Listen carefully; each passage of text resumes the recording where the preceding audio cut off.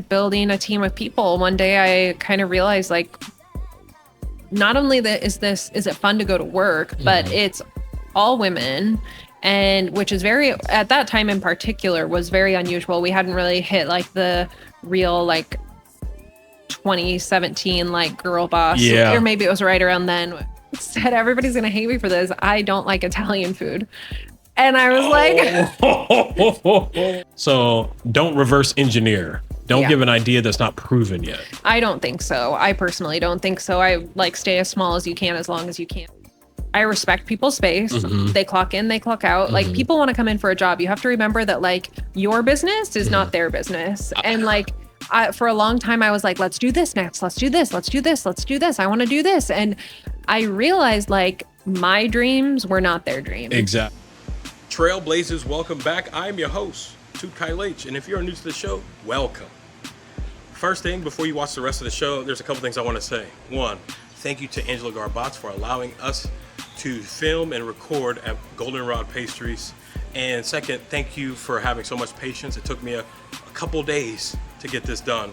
And third is, there's a camera that is focused on me throughout the episode. Don't worry about that. I just couldn't get it focused because I couldn't ask questions and look closely at the camera at the same time. So, and if you know how to edit, you can't go back and refocus. So yeah, those are a couple things I wanted to say. Enjoy the show and make sure you like and subscribe. Peace.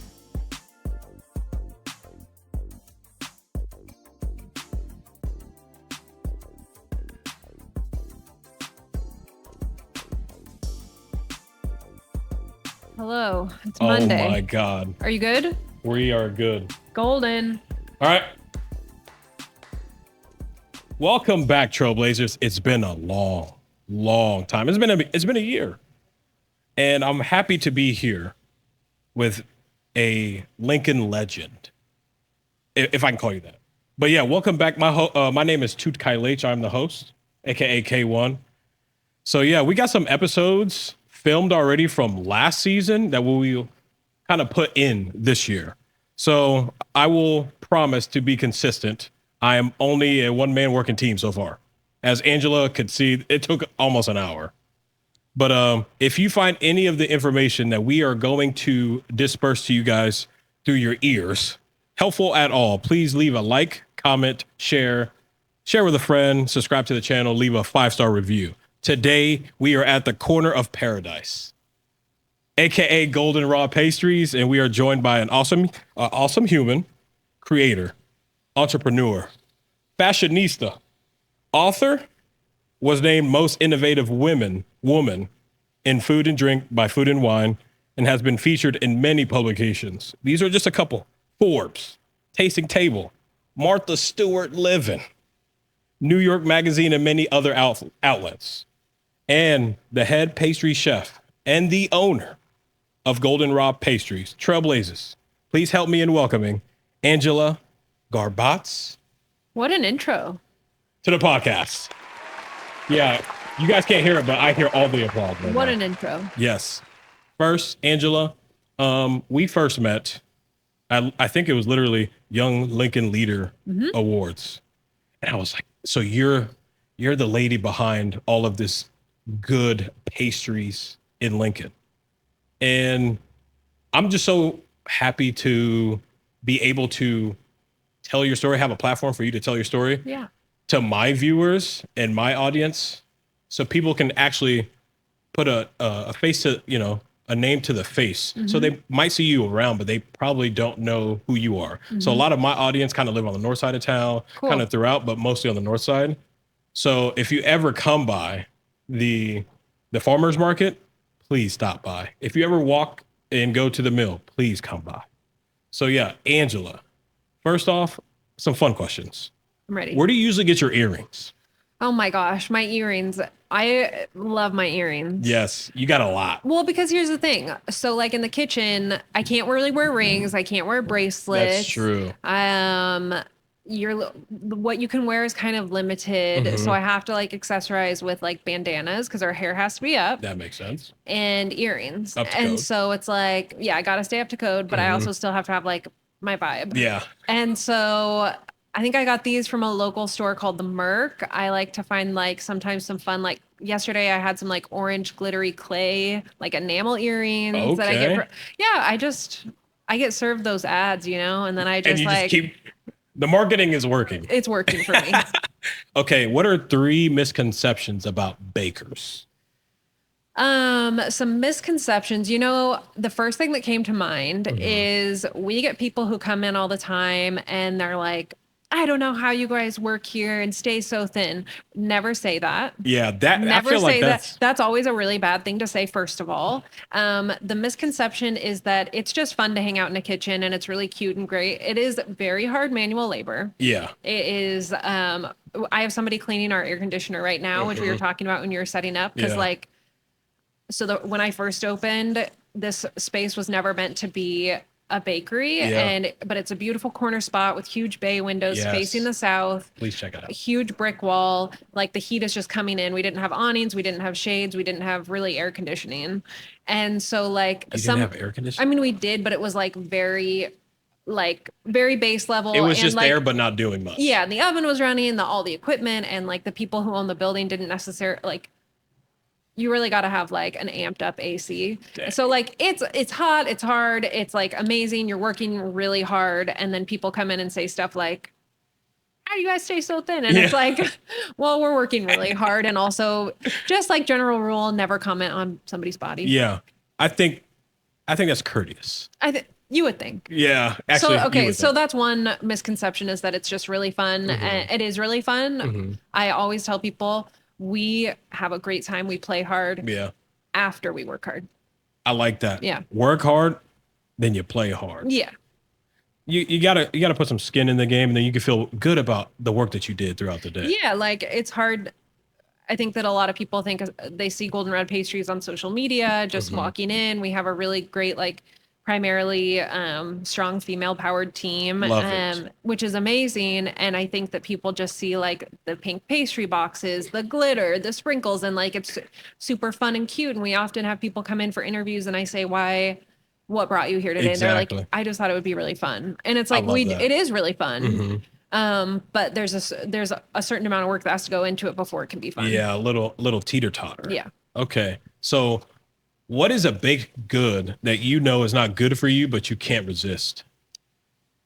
Every food has value. I love that question. Every food has value. I have a 3-year-old and I always make sure that he, like, nothing is off limits. Nothing is inherently good or bad. I like that. In my world. And so all food is good. And we are lucky to have it. And cinnamon roll is my favorite thing that we make. And tiramisu. So we do like a lot of like dairy-free stuff and vegan stuff. And most vegan people can't find like tiramisu. And it's just like so good. And we make it dairy-free. And it's like one of those things, like, basically I just keep trying to make things that I can't find dairy-free anywhere. So like we just got like dairy-free soft serve. We like tiramisu, like anything. Like I want cinnamon rolls, I want tiramisu, I want ice cream. So like I have to just keep doing these things. Bless your heart, because I found out maybe like 2 or 3 years ago that I was lactose, and I was like, wait, you're not supposed to feel like this? No, it's actually not normal. And now knowing that I can come to a place like GoldenRod Pastries and not feel bad about what I'm about to do, and still get to, have some pleasure with it. Because I would kind of push ice cream away, even though it's so hard. That's why I asked that question, like, what is something you can't resist? Okay, so like I will say that like I love an affogato, like an espresso poured over ice cream. Like it's one of my favorite like things in the world. And even if I'm at a restaurant and I know that it's not dairy free and I know I will not be feeling good, like that, to answer your question, there are foods that actually are inherently bad to me. It's dairy, but I can't resist it. It's hard. Yeah. So Angela, this podcast and the purpose is to provide the listeners with a mindset and a perspective that they need to become fulfilled and successful, whatever that means to them. So we want to encourage people to just take a leap of faith and get off the fence, to start their journey and stop overthinking. So I want to show them all of the people that I know that are already doing great things and don't have to look far. A lot of people think that only good things are happening outside of Lincoln. Yes. And I just want to show people that there is a lot of assets here when it comes to people, institutions, organizations that are doing good work. And that's what I want to do with Blazin A Trail.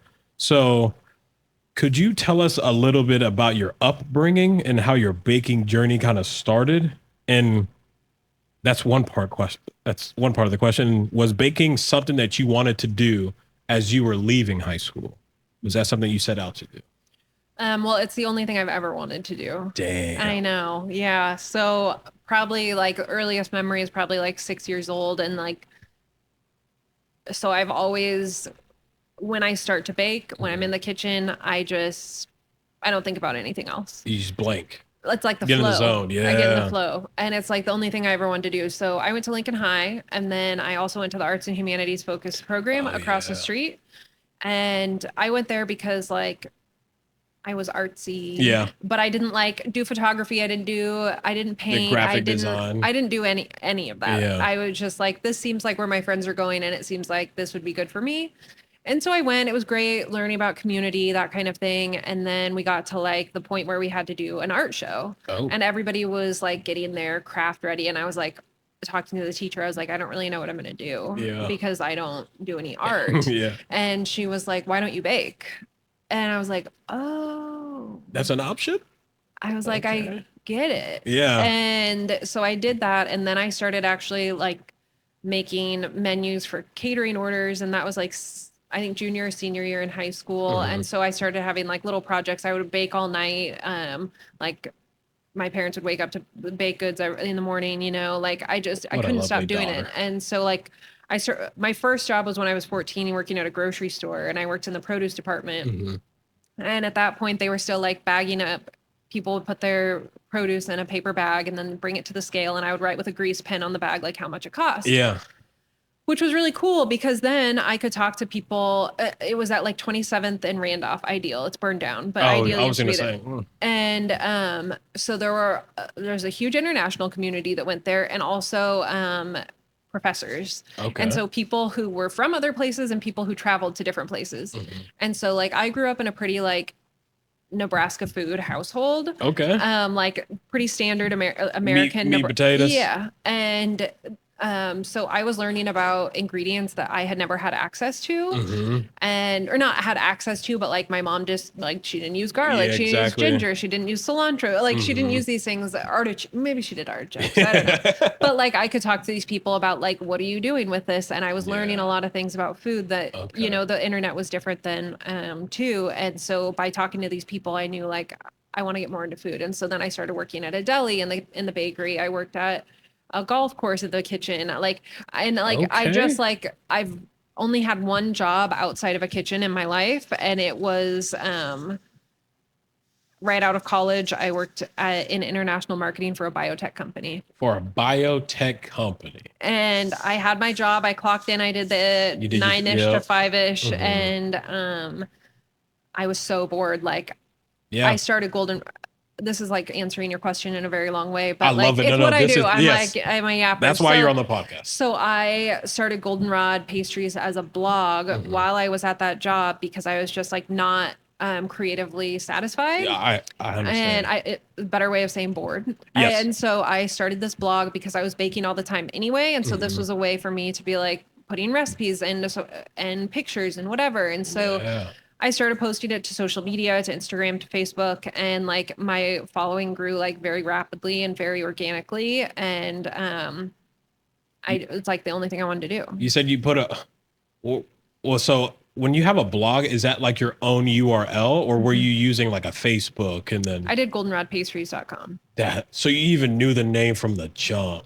Well, it took a while, yeah, but I did like a search to see. So like I went to pastry school in New York. My husband went to culinary school in Oregon. We both chose to come back here. Yep. So goldenrod is the Nebraska state flour. And so I wanted to like pay homage to that. I love it. There was a goldenrod bakery somewhere in Florida, but there was no goldenrod pastries. Okay. So you would have went that route though. Yeah. But my first blog was on Blogspot. And this was when I was in pastry school, and it was pastrymachine.blogspot.com. Oh my God. That's and because I just wanted to just be a machine. I just wanted to like work and like work. And so if you If anybody is bored sometime, it's still there. Check it out. Okay, so if you could travel back to the 18-year-old Angela, yeah, what would you tell her?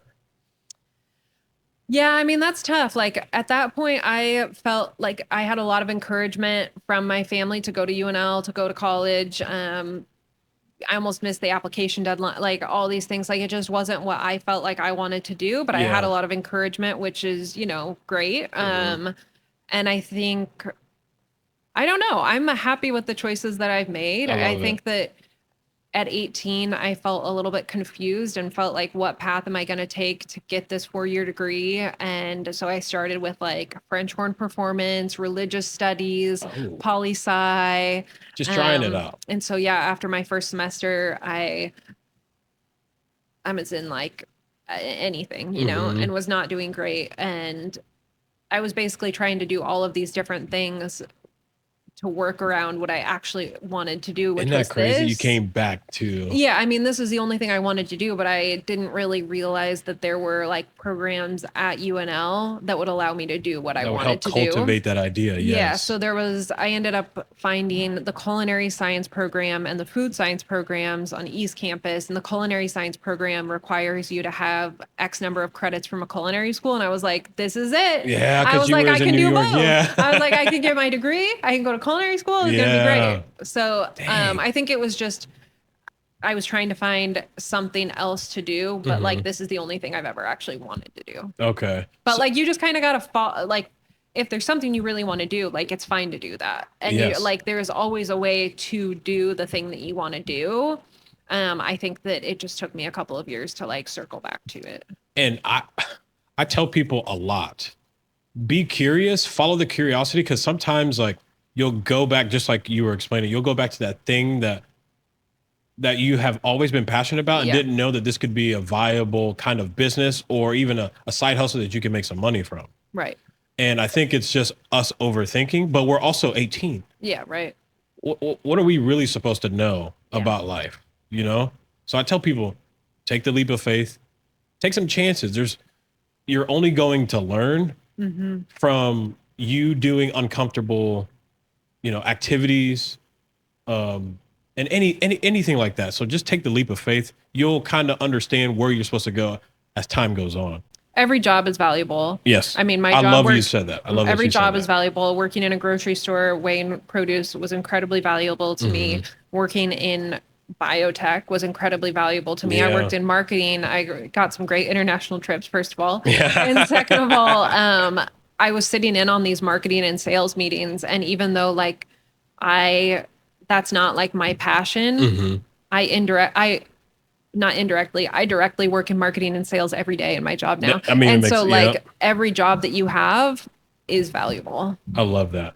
That's a full circle moment. So, so you already had the name for your business, but when did you know that it was actually time for you to start on this path of GoldenRod Pastries? So in the spring of 2014, I kind of started the blog, and then I was following these bloggers that did like a blogging workshop, and they were hosting one in San Francisco, and I was like, maybe I should just go. And so I decided to go, and like, isn't it so funny? 2014, a blogging workshop. Can you imagine that existing now?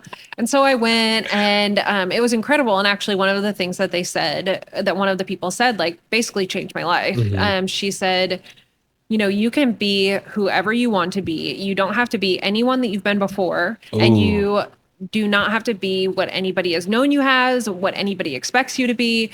You can choose whoever you want to be. And like, for me, it was just one of those things that hit me at the exact right time. And I had been, kind of doing what other people expected me to do for a long time.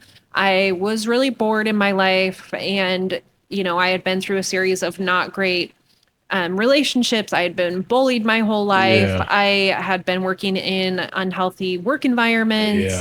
And so I was kind of like beaten down a little bit and had never really had the opportunity to come into like my own. Yeah, that makes sense. Or had never taken the opportunity to come into my own, and had always kind of been a little bit like not shy, but just not who I You're am. hesitant to even, I don't know, be your, I don't know. It was just like, it wasn't me. Yeah. And I always was trying to fit in some way. And there were very few situations in my life with very few people where I felt like I was myself in my whole life. And so when the person said that at the blogging workshop, I was like, I needed that. I was like, this is exactly what I needed to hear right now. So I had been kind of working on my blog, and then I decided to make it public. And because, you know, you could just like write for yourself. And so I finally told people, and I turned my personal Instagram account into the GoldenRod Pastries Instagram account. I think that was May 2014. So if you go back almost 10 years, it's like my pictures of my dog. And you didn't delete it, right? Nah, I love it's that. all still there. I love that. And so I did that. And then all of a sudden I had all these people placing orders with me because I was posting recipes for dairy-free stuff. And I was posting pictures of dairy-free stuff I was making. And then I had all these people who wanted to buy stuff from me. Yeah. And they were like, can I get gluten-free donuts? And I was like, I don't know how to make those. I guess I can figure it out. But I was realizing that, like, you know, for me, I had, there had not been a seat at the table, so to speak, for my dietary restriction. And there weren't really a lot of places I could go. It's more available now. But I was like, I was competitive enough to know that if I didn't do it, that somebody else is going to do it. Yeah. And so I don't like come from family money. I didn't have any money saved. I was like, I don't know what I'm doing. I don't come from like a line of entrepreneurs. And so I was just like, well, I guess I'm going to do this while I have my job. And so I had like orders that I was dropping off before work over my lunch break. I had actually had somebody meet me at my business parking lot. And I like walked out from work. Love it. Over my lunch break or in between meetings to like deliver something to their car. And then on the weekends, I was doing like pop-ups. I was doing wedding tastings, deliveries, like crazy. And 2014. And so that was all happening. And then I realized like I needed to find a space, like something was happening. So in September, I saw this place on the corner of 48th and Prescott. And I was like, this is it. This has to be it. Like done. And so I called the landlord right away and they were like, no, it's already taken. So I was like, fine. And so then I found another place. It was so expensive. And so I was basically doing the math of like, how much of this am I going to have to sell? And this and it was in the Haymarket. And I was like, okay, whatever, I guess I'll do it. And then something told me not to. And I was like on one of my trips for work and I almost signed the lease, but I was on the plane. It was a really long flight. And I was just like, I don't know. I don't think I'm going to. I'd rather just not. I love it. And so then that December, I took a break I was on a lunch break and I came to the store that's in this space right now. And it was a clothing store. And I was talking to the owner and she was like, I think the deal fell through for next door. And I was like, that's crazy. So I get in my car, I call, I ask how much it is. He tells me, I was like, amazing, I'll take it. Oh, yeah. And then I find out that there are like 7 or 8 other people who are trying to get it after I had called. I had no money. The space was not a kitchen. It was going to cost so much money to build it out. And so they're like, we'll give you 10 days to get funding. We'll give you 10 days. And then if you can't do it in 10 days, if you can't get money in 10 days, the next buyer, next person. And so like I went to all these banks. I remember taking it was like $80 to do to print out my business proposal, which is like a lot of money. It was $80. $80 to print out to do color print. And so I take it to the first bank and the guy just like pages through while he's looking off into space. Super disrespectful. And he's like, nah. And then and this is like I already have like customers like lined up, like I'm already busy, you know. Like, and you're certified, you're stamped by the community. So finally I talked to this guy and he helps me and he's like, okay, let's do it at a bank in town. And like they gave me the most that they could give me for a loan, which was great. We got it done. I opened GoldenRod with like $500 or $700 left. And then like the next year I'm giving a talk in a class in the business college at UNL. And I see this guy who helped me get my loan. I was like, what are you doing? I was like, what are you doing here? Are you talking? He's like, I'm in school. And I was like, what? Why are you, what? And he's like, I'm a student. And I was like, you work at the bank. You got me my loan. And he's like, yeah, I'm in school too. Wow. But his family was like, he comes from entrepreneurs and he was working in that part of the bank. And he was like, I just saw like something in you. Like I knew I like convinced the underwriters to give you this loan. But That's this kid so was good. like a junior in college, a sophomore in college. Man, shout out to them. I know. Shout out to you, whoever you are. Tolan, yeah, he believed in me. I met him when I was signing the papers, but we did everything over the phone because I was working and couldn't like, anyway. Well, yeah. So like, yeah, that's the long and short of it. I love that. We'll be right back. Okay, and we are back. So, Angela, if you had to start over and Tullen didn't help you out, how would you do it again?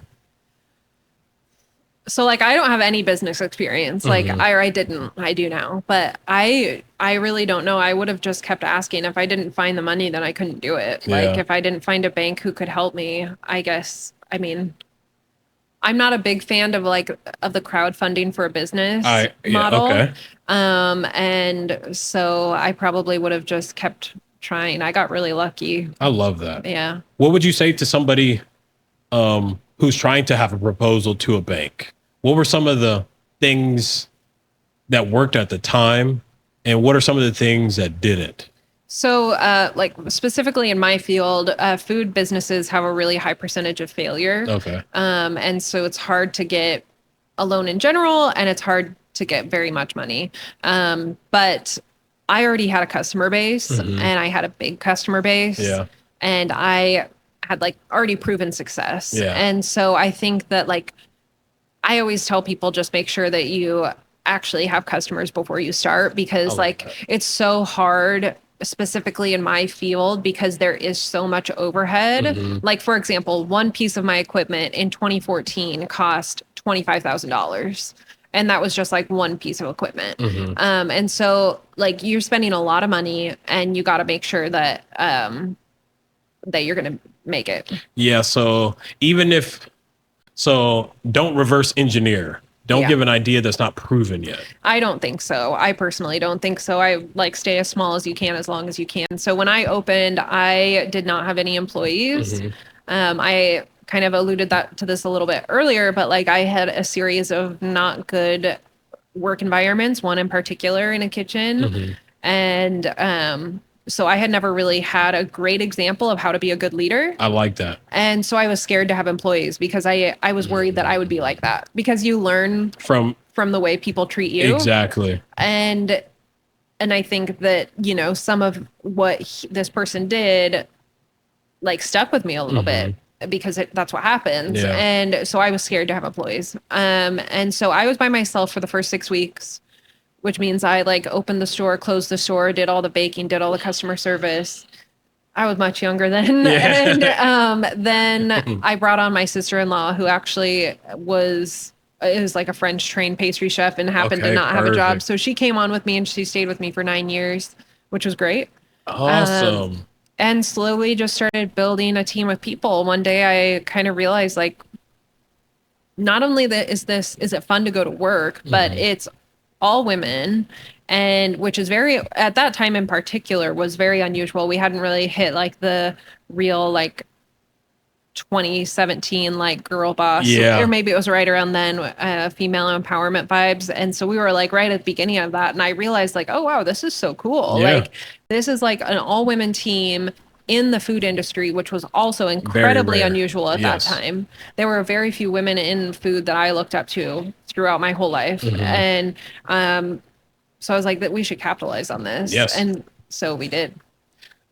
Like, I think you like read my mind before I read these questions. Oh, were you going to ask me that? Because like, I was going to say, you already answered this a while back. It's like, when hiring someone in your shop, what are the qualities you want in that person? That's, I mean, I don't think I've answered that. Yeah, go ahead then. So I just did a round of hiring, and we're really lucky that we have had a lot of really great people. But you know, like I post a job on online on Indeed, and you get a bunch of people who just like have to keep applying for jobs. Yes, they have to. Yeah. So I think we had over like 200 people apply. I have like a team of 10 or 12 at any given time, so that's like a lot of people.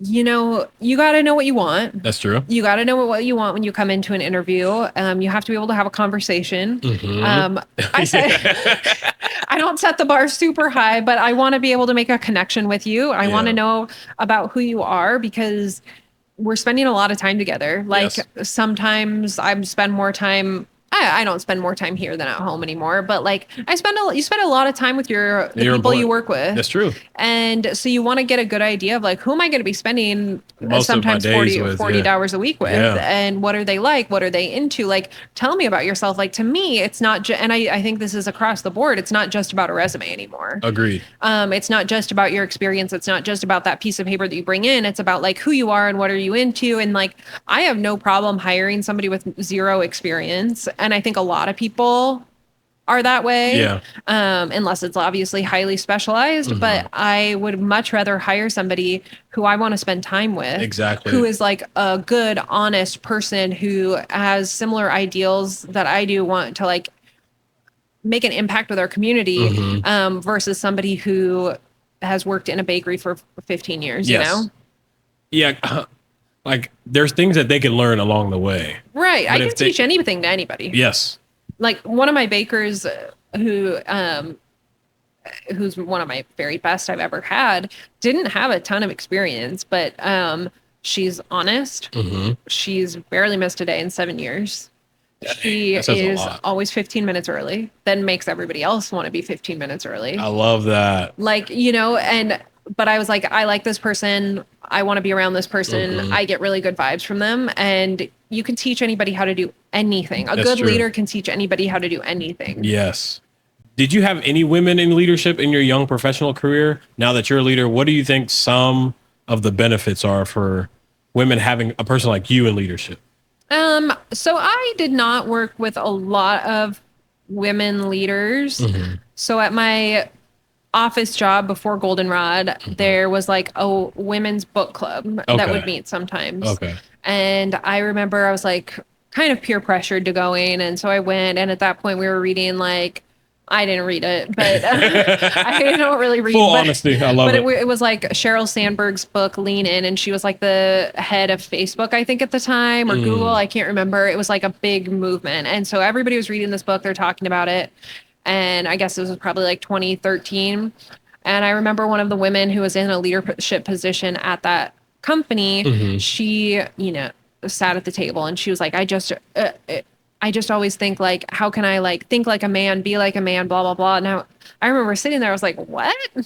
I was like, why would you want to do that? Like, I think by not necessarily having those people in leadership, in my experience, helped me realize like women bring such a unique set of skills and power to an environment. And I really think that's valuable. Agreed. And I just hated hearing that. It bummed me out. Like my mom's a feminist. My grandmothers both were. It was all like women run the world from the time I was young. I agree. Yeah. And so like when I heard that, I was like, the hell? I was like, why would you want to do that? Yeah, I don't know. And so like in my professional life, no, but in my personal life, in my home, like women ruled the world. Agreed. Wait, I like ending it like that. Okay, not ending the whole show, but that's a statement right there. So what do you think is like a significant barrier to female leadership? Is it the mindset? Is it the environment that they're raised within? What do you think is one of the most significant barriers? Society.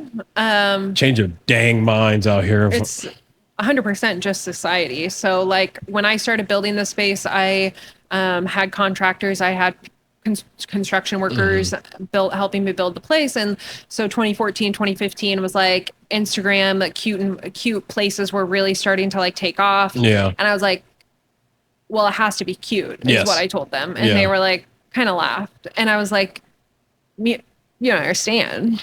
Like it has to be cute. Yeah. And like I showed them, but like, I remember things were going slow. I didn't have the luxury of time. Like I had already booked events. Like when I see people taking an incredibly long time to build a space or like saying it has to be just right, I'm like, I did not have the financial luxury of doing time. that. Yes. Like I had to make money. Yeah. And so like I was here every day. Mm-hmm. I was making sure that things were happening. For an example, I chose countertops that I could afford, which were enamel, like linoleum countertops or something. That's what I could afford.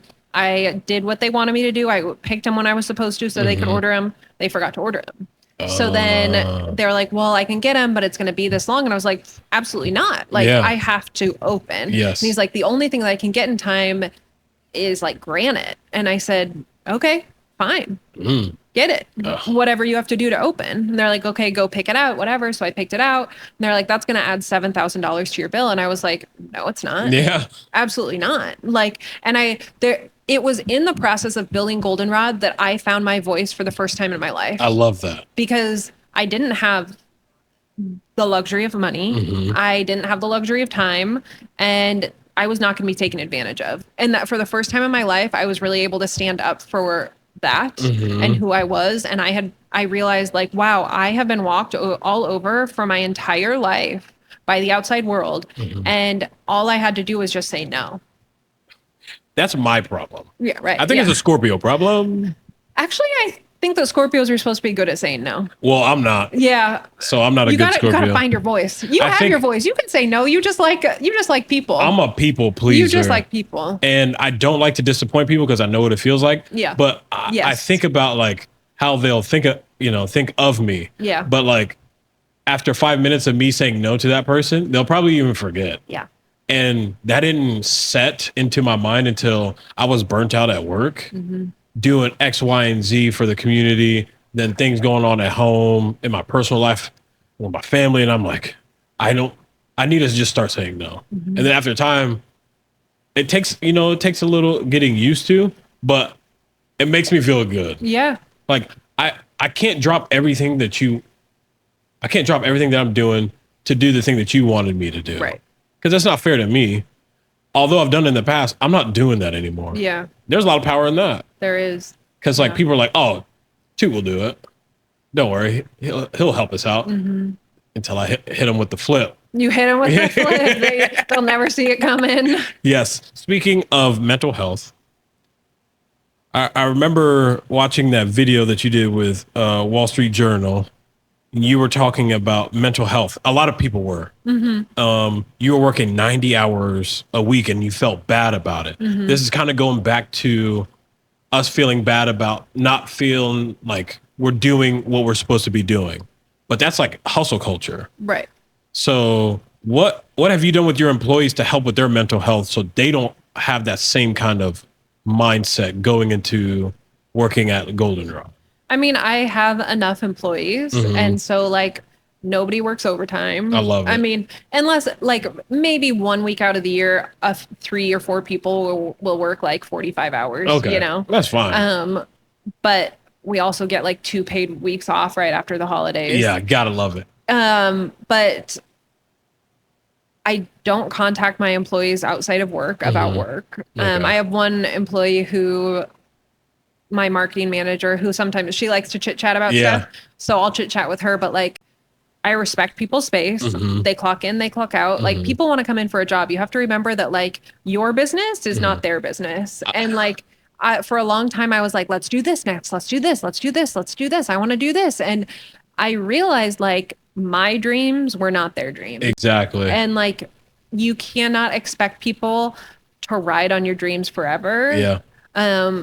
Because, and now 10 years in, I am at a place where like GoldenRod is my job and I love it. Yeah. It is my job. I come here and I go home. I've taken all my work emails off my phone. You're so good for that. Like it's none of my business when I'm at home. That's true. Like I've been called in for boundary. enough things over the last 10 years. I have missed so many things in my life because I work in an industry that's on the weekends, it's on the holidays. I've had customers contact me at like 5 p.m. on Christmas Eve asking if they can still get something. And, you know, I've put in my time and I have nothing to prove. I love that. Like, okay, Angela. Like I don't, Yeah. I want to come to work and have a job. And sometimes I get jealous of people who like have a job, they clock in, they clock out, don't even. And then I was like, oh, I can do that.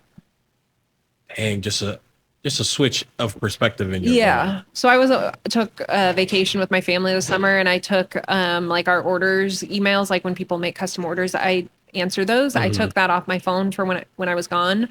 I just never put it back on because like I don't think that people should expect businesses and people to be available 24 hours a day, 7 days a week. Thank you for saying that. Like, I think that it's messed up. I think it's wrong. I believe in California, there's a law that, I just saw that too. Yeah, California, and then Australia just did it as a country. Oh, that's who I saw. But like in Australia or in California, I believe it's illegal for employers to contact their employees outside of work. Yes.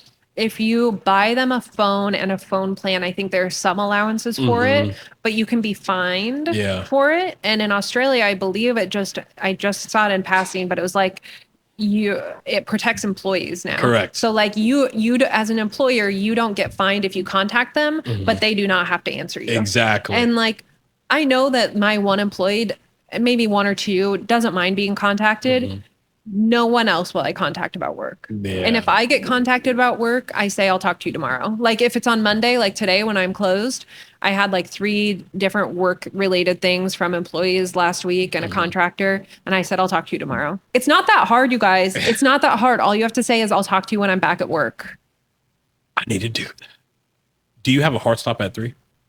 We have 5 minutes till then.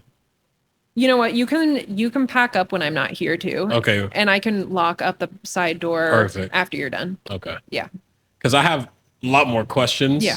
But it's about your personal life. Okay. Like we kind of talk, because the question I was going to ask is, how does a business owner affect your personal life and social life? A lot. You kind of talked about it, but if you want to expand more, you can. I mean, it's different for everybody, but I didn't have much of a personal life or social life for a long time. I was a victim of hustle culture. Yes. And I loved it. I loved to work, and it was my life. I did too. Yeah. Like I loved it, and it was really fun, and I was really obsessed with it, and I was getting really good press, and I was traveling, and like, it feels really good. Like, especially like, I had spent a long time feeling like shit about myself. Yeah. And so like I was getting really great attention, and it felt really good. And it was just me and my husband. And so like, it didn't really matter. Yeah. He did his own thing. I did my, like, we're very like cool with that. Yeah. And then in 2020, everything changed and for everybody. And I worked a lot in 2020. I also had a baby in December of 2020. Oh, bless your heart. Yeah. I found out I was pregnant 2 weeks after both my stores closed, because I had GoldenRod Pastries, and then I also had just opened a coffee shop inside the Bay. The Bay, yeah. That's what I opened that in March 2020, and I had doubled the size of my staff. I went from 12 to 19, almost doubled. Dang. So I furloughed most people so they could get unemployment, whatever. And yeah, I guess everything changed. Nobody was going anywhere. It was a great time to be pregnant, actually, because I wasn't, my friends weren't doing anything. Nobody was going on fun trips. Yeah. But my cookbook came out in April 2020. So I did like virtual book tour. Like I was pounding the pavement. I was doing online, like leading online classes. I finally got both stores back up and running. I was contacted by the State Department to do an online course with female entrepreneurs in Oman, Lebanon, and the UAE. That's so awesome. It was really awesome. And at a time where people weren't like having community, it was a really cool time to like be able to build community with these people. Yeah. Anyway, so like everything basically changed in 2020. And I realized like, so going into 21, I started working part-time so that my some time with your kid. Because also in 2021, barely any daycares were open. Oh yeah. And like, so my parents watched them a couple days a week, and I went to work a couple days a week and on the weekends. And I realized that was actually pretty cool. Like I enjoyed being home. Yeah. I really loved taking a breather. And we need that. Yeah, it's actually not bad to not work.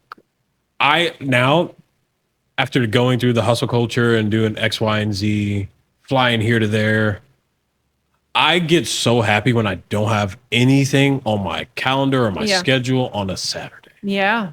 Like, what? Yeah. Like when you were younger, you're like, I'm so bored. Yeah, what am I gonna do? Now I'm like, we're chilling. You're like, the world. Don't let anybody know that Chew is free on Saturday. You know, like, it's nice. Do not disturb 6 o'clock every day, but on the weekends, do not even hit me up unless it's like you want to come see me, or I'm sick, totally, or something's wrong. Other than that, okay. What does success mean to Angela?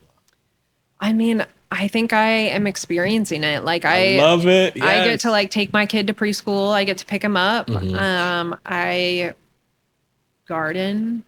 What are you growing? You know, or what are you trying? So here's the thing, like, well, and I have a job that I enjoy. So like, to me, like, I have a lot of people who will say like, are you going to do this? Are you going to do like all these things? Are you going to expand to Omaha, whatever, like, which I have almost done several times, but I really like having something that Omaha doesn't. I think it's kind of cool. Agreed. And also, like, you don't always necessarily make more money with more locations, but you do add a lot of stress. So I don't know. I never know what the future of GoldenRod is. Like, I'm always open to whatever, but for right now, like, success to me is like, I get to like have a life and I get to go to a job that's like my dream job. And, you know, I'm not like rolling in money hand over fist. Like, I'm not the person who's like growth mindset, like I really like my job. Yeah. And, I really like providing things for the community that don't exist already. Like, which is why I got a really expensive soft serve machine, because nobody was making vegan soft serve in Lincoln. And I got gluten-free cones, and I had a kid come in on Saturday and get an ice cream cone. He's probably like 10 or 12-ish. And he ate it and he came back in and he was like, that was the first time I've ever had soft serve. And I was like, he's like, thank you so much. And it's like the little things, because like, obviously you can live without soft serve, but it's just like a neat thing to be able to provide. But yeah, I feel like that's success. I like to grow flowers. I like to grow tomatoes and herbs and just normal stuff. My husband planted a shit ton of carrots this year, and then he burned like all of them on the grill this weekend. So I'm like, I was like, I hope you enjoyed watering carrots all summer. We grew peas this year. I don't know. It's like, I never liked being outside. I'm like, I have always worked indoors, and I've always worked a lot. And then I had a kid who like loved to be outside. And I was like, well, what am I going to do with myself? I have to have a project. Exactly. If I'm going to be outside, if I'm going to be out here dinking around, like, I need to have something to do. So I started gardening. And like, you know, speaking of mental health, like, so I have anxiety and depression, and I went through like a big depressive episode in May. And one thing that I was like, I know this will make me feel good and like give me something to do, was planted a flower garden that was in like order of the rainbow. And you know what? Like, it helped me. I love that. And like, it was something to do. Yes. It was something that was pretty. It was something that I could like watch all summer. And like, May was a really hard month for a lot of reasons. I felt really bad. And then all summer I watched it get like grow and change and be beautiful. And I feel like this is so like not how I usually talk about things, because it's so like normal, cute, whatever. But it really makes me feel like I can persevere in different ways now that I look at this like little cute rainbow garden. I'm proud of you. I'm glad that you're also giving yourself grace. Yeah. As we should, as all humans. There's a lot of other factors in our lives, but it seems like we're supposed to just like kind of brush it off and keep going. But I think it's important for us to kind of sometimes just sit there, take in what's going on, but sometimes we do need help, you know? And if medication can help, awesome. People should definitely do that if they can and feel like they should. Yeah. I always advise. Yeah. Okay. Here's a little curveball. What is one conspiracy theory that you like to entertain? That's a funny one. Well, the one I hate the most is that the moon landing didn't happen. I was just looking at that yesterday. I hate that one. Give me some examples of conspiracy theories. A conspiracy theory. Flat Earth. Oh, I don't believe that. I know there's a couple I think are like fun, but I can't think of them off the top of my head. There's certain things I want to say, but I won't say. MK Ultra. I don't know that one. Mind control. No. Guys, why did I ask this question? Can't even think of some conspiracy theories. I'm open to like some fun ones, but you know what? Because like I think that I don't think the government's out to get us. Yeah. But like, I think there's some weird stuff happening. I agree. Like, do I think that aliens are real? Like, that's fun for me. There we go. Aliens. That's a fun one for me. That's fine. Yeah. That doesn't do anybody any damage. Nope. I agree. Yeah. There's always bad apples that are, influencing people. Most people don't know what's really going on. And that's what I believe. Yeah. There's a couple bad apples that are kind of steering us in the wrong direction. I would say. And it's going in that direction. What are 3 things people should know about you that we didn't touch on? Let's see. I love to make GoldenRod look beautiful, but I don't know how to make my own home look nice. Ain't that a thing? Like, I have really great vision for how GoldenRod should look. I just see it like when I first walked in this space when it was like dirt covered wood floors and like my mom called the walls baby shit yellow. Like they were really ugly. Like it was horrible looking in there. And I looked at it and I was like, immediately knew exactly how it was going to look. Dang. But I look at my own house and I'm like, I don't know. That's just one that came to my mind. Well, that's more outward. So it kind of makes sense. You want to be proud of what people are going to see most of the time. Yeah. Not everybody's going to come into your house. They're not coming to my house. Yeah. I really think there's nothing better than French fries and mayonnaise. I love to dip my fries in mayonnaise. Just mayonnaise. Sure, throw some ketchup in. That's fine. Okay, cool. I love that. It's a great thing for me to eat. And one of my favorite afternoon snacks is like just like salty potato chips and a coffee. Yes. And I eat a lot of cookies. I don't know. That's probably something people could guess about me. She likes cookies. I love them. Rapid fire questions. You ready? I'm ready. What is a cooking show that folks should watch and you give approval to? Well, it is from the 90s, but okay. 2 Hot Tamales. It was 2 women chefs and it was like New Mexican cooking, Tex-Mex-ish, really cool. They're still business partners, Susan Fenneker and Mary Sue Milligan. I've met Mary Sue Milligan. I wrote about her in my book and I met her and I gave her a copy and we were like, that's awesome. I think I'm going to see her again in 2 weeks, which is crazy for me. And then, but funny story about them. One of them was married. Then she came out as gay and the other one married her ex-husband. Whoa. And they're still just like besties. And then the other one is the Surreal Gourmet. And this was also from the 90s. It was Bob Bloomer. And he had an Airstream as his like cooking show vessel. And he made it look like a toaster. Whoa. That's and then he made all of his food look like surrealist art. Like, it's just super cool. Like, he would make like a dessert look like fried eggs, like apricots and I don't know. Anyway, I gotta see that. I don't think the cooking shows are very good anymore. Okay. I agree. What baked goods are overhyped? Even though you said all food is good. But what do you think is overhyped? French macarons. Oh. They're beautiful. They're great for like occasions. They're not my favorite. What baked goods do you always recommend when somebody asks for something new to try? New. Yeah. The tiramisu. No matter what anybody asks what they should get, I always say cinnamon roll. Yes. Definitely tiramisu cup, and we made the viral Olympic chocolate muffins last week. They were like sweeping the internet after the Paris Olympics. Those were amazing. That's awesome. What is the best pie topping? Like, you mean like whipped cream or? Actually, no. Filling. Filling. That's what it is. What's the best filling? I really like pecan pie. We make a really good pumpkin pie. It's vegan, gluten-free. It has maple syrup in it instead of sugar. It's so good. Funny story, when I started dating my husband, I took it to my in-laws for Thanksgiving and nobody touched it. And now we sell like hundreds every year. Could you hit that button too? Yeah. Okay. Actually, on the other side, there's the red record button. Just hit that. Hit it one more time. All right. This is very broad. What is your favorite hot take? Like, if you were to get on a soapbox, what is something that's on your mind right now you think is a hot take? Try not to be political. I don't know. I don't think it's bad to be political. No. What is my favorite hot take? This is tough. That is very tough. I was like, let me put it as a rapid fire question. I saw a really funny hot take last week that I loved.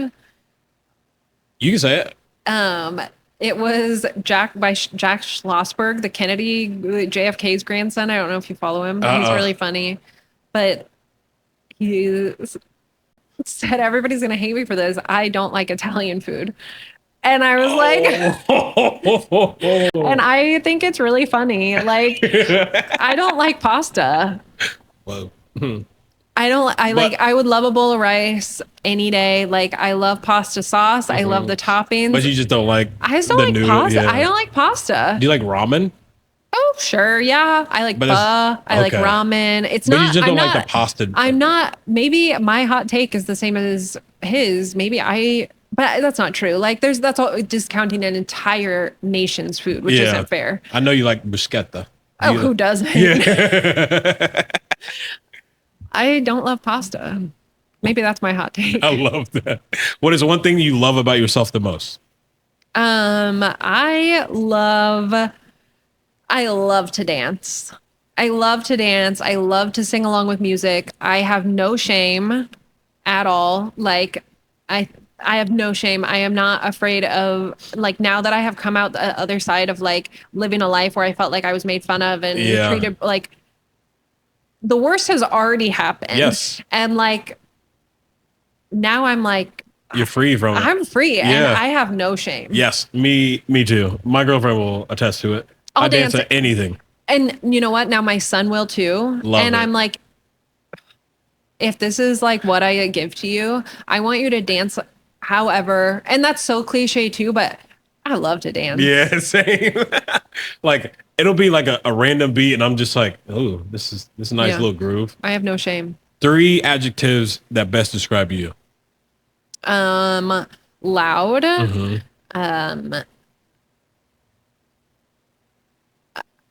I am very caring.